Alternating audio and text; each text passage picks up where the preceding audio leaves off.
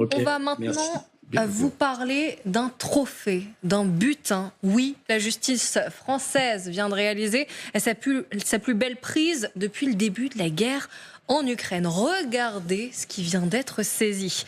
Une villa sur la Côte d'Azur, valeur 120 millions d'euros. Bénéficiaire effectif, Gazprom. Est-ce que ça vous dit quelque chose? Le géant gazier russe. Ce bien a été saisi dans le cadre d'une enquête pour blanchiment. Ça s'appelle la Villa Irina Maria. Une propriété de 3 hectares. Oui, je vous fais un petit peu la visite des lieux. À Roquebrune-Cap-Martin. La société maritime Villa Holding a acquis cette villa pour 70 millions d'euros en 2010. Ça fait une jolie plus-value puisque ça a quasiment doublé jusqu'à aujourd'hui. Et le bénéficiaire de cette acquisition, c'est là que je voudrais vous faire réagir, Aniva, c'était le milliardaire russo-arménien Samuel Karapetian. Et il lui a fallu tout un montage pour obtenir cette villa avec plusieurs noms de sociétés qui en découleraient. Et ce que l'on a découvert, c'est que la société Gazprom était donc le bénéficiaire effectif. Vous le connaissez, ce monsieur? Je ne le connais pas personnellement, mais évidemment. Effectivement, c'est pas étonnant. Il n'y a pas que lui sur la Côte d'Azur avec ce genre de propriété. Mais si j'ai bien compris, il y a une enquête en cours aujourd'hui. Oui. C'est une prise énorme, mais il y a une enquête en cours pour trouver l'origine illicite du bien et éventuellement poser le constat du blanchiment. Mais tout ça, pour le moment, est sous enquête. Alors, je suis pas très étonné qu'on voit Gazprom derrière, qui est tentaculaire. Donc, c'est Gazprom Neft, Gazprom Bank. Je rappelle que Gazprom Bank, c'est une banque par laquelle passaient toutes les transactions, justement, pour le gaz et le pétrole entre la Russie et nous, en Union européenne. Donc, vous imaginez bien que pour la sanctionner, c'est difficile, puisque c'était vraiment le canal principal. C'est hyper important. Moi, j'ai été à Dubaï il y a 15 jours pour interviewer un oligarque qui lui aussi a des propriétés en France, en Italie, en Allemagne, etc. et qui s'appelle Alisher Ousmanov, qui est russo-ouzbek, qui est sous sanction et qui voudrait bien être retiré de cette liste des sanctions. Donc quand on reparle des sanctions, parce que là on vient de parler des sanctions qui sont des sanctions sur le commerce, mais il y a aussi des sanctions personnelles sur les oligarques, sur leur fortune personnelle. Et croyez-moi, ça les fait souffrir. Alors justement, je voudrais qu'on aille plus loin, parce qu'on vous montre une belle villa, on aurait pu vous montrer des bateaux, des yachts qui ont également été saisis. La bonne question, et on se la pose depuis 2 ans, même les Américains, les anglo-saxons, cher général, se sont posés cette question, c'est on fait quoi de cet argent saisi? Eh bien, écoutez ce que nous dit Julien Bayou, et on va se demander s'il a tort ou s'il a raison. Écoutons. L'Europe a sanctionné la Russie en gelant des avoirs russes.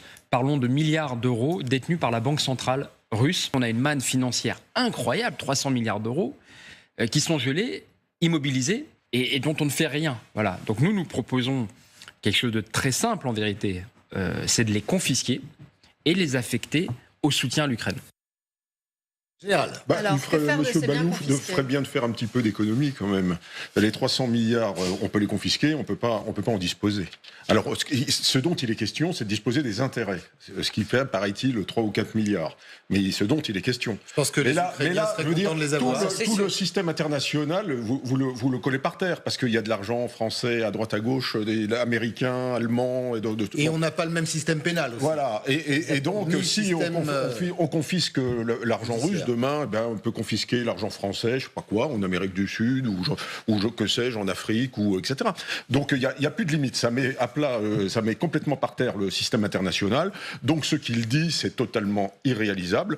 On peut le geler, mais ça veut dire qu'à l'issue, on rendra.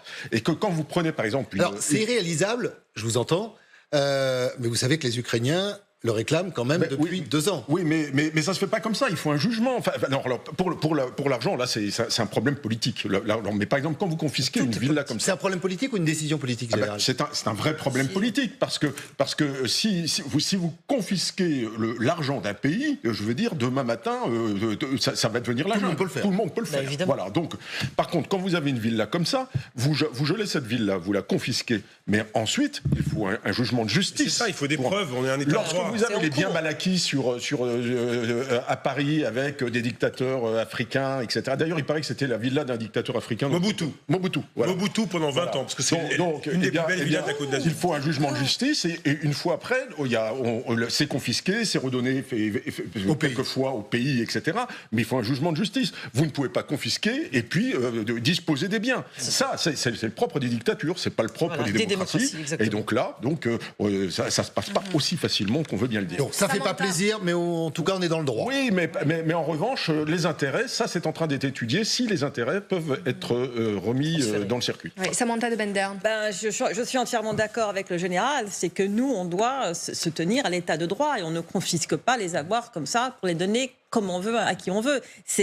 On pourrait même dire que confisquer les avoirs d'un pays, ça équivaut à un acte de guerre. C'est pas une attaque physique, mais donc ça, c'est pas possible. Et les Ukrainiens le réclament. Quand on arrive à prouver que ce ne sont pas les biens d'un pays, ou alors qu'ils ont été acquis sous le coup de sanctions, mais que ces biens, comme cette villa, comme ce bateau qui a été saisi, je crois, il y a un mois, appartiennent à une personne ou une société derrière laquelle il y a une personne qui est jugée, qui est criminelle. Il faut passer par un jugement.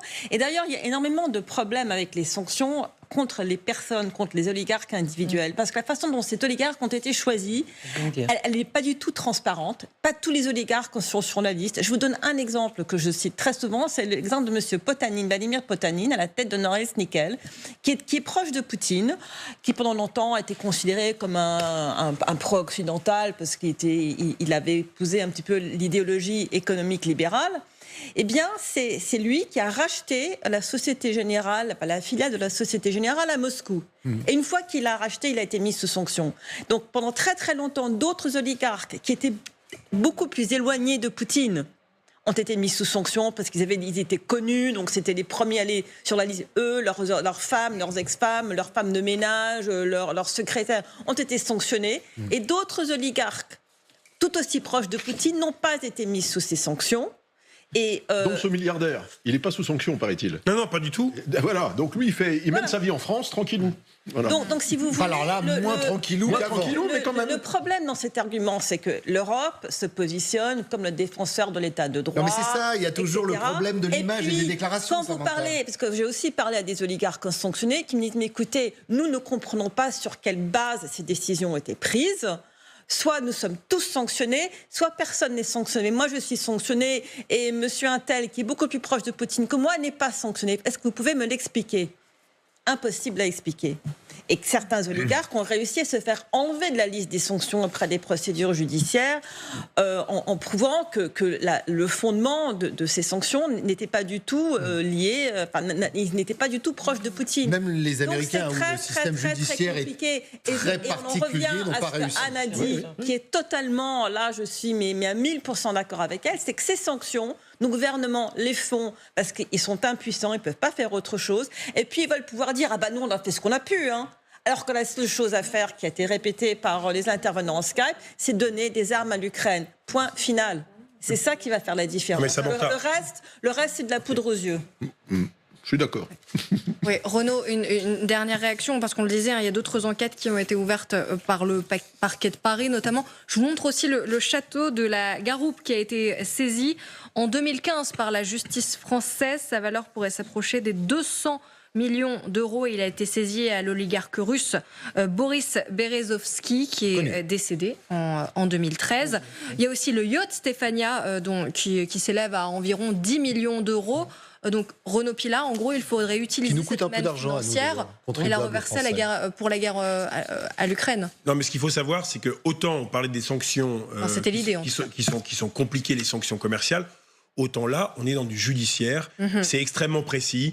On a un état de droit. On ne peut pas arriver, sous prétexte que vous avez dîné 100 fois avec Poutine, d'avoir votre propriété qui est saisie parce que vous êtes proche de Poutine. Là, le parquet a saisi cette villa, la Villa Delmar, qui est une des propriétés les plus luxueuses de la Côte d'Azur, qui est absolument gigantesque. Elle est connue, je dirais, dans le monde des chefs d'État milliardaires, dans le monde entier. Mobutu l'a eu pendant 20 ans. Maintenant, c'est ce milliardaire russo-arménien. Pourquoi il y a un soupçon ?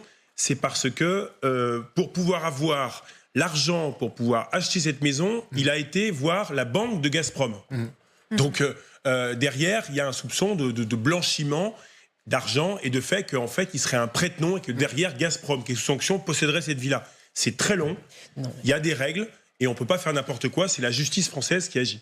Alors, c'est très long, la justice française. Ça peut prendre oui, parce qu'il faut des preuves. Il y a des recours aussi. Non, mais le problème, c'est... donc, il y a deux choses. Hein, on le redit pour nos téléspectatrices, nos téléspectateurs. Il y a les sanctions et les paquets de sanctions concernant l'économie et il y a les sanctions personnel, sur la fortune personnelle de certains oligarques qui sont nommés. Il y a une liste, ils sont nommés et certains veulent évidemment en sortir. Mais le problème, c'est qu'il est quand même... Pourquoi elles ont été établies, ces sanctions? Elles ont été établies envers ces personnes. Elles ont été établies parce que, pour les punir, premièrement, et deuxièmement, parce que ceux qui les ont mis sur ces listes de sanctions pensent qu'ils vont pouvoir agir sur Vladimir Poutine pour arrêter cette guerre. C'est ça le but. C'est que le business, ceux qui tiennent le business agiront sur Poutine. Oui, mais sauf que ça, c'est totalement vain. Mais vain avec un V majuscule. Parce qu'il ne pèse pas sur Poutine en réalité. Il ne pèse plus.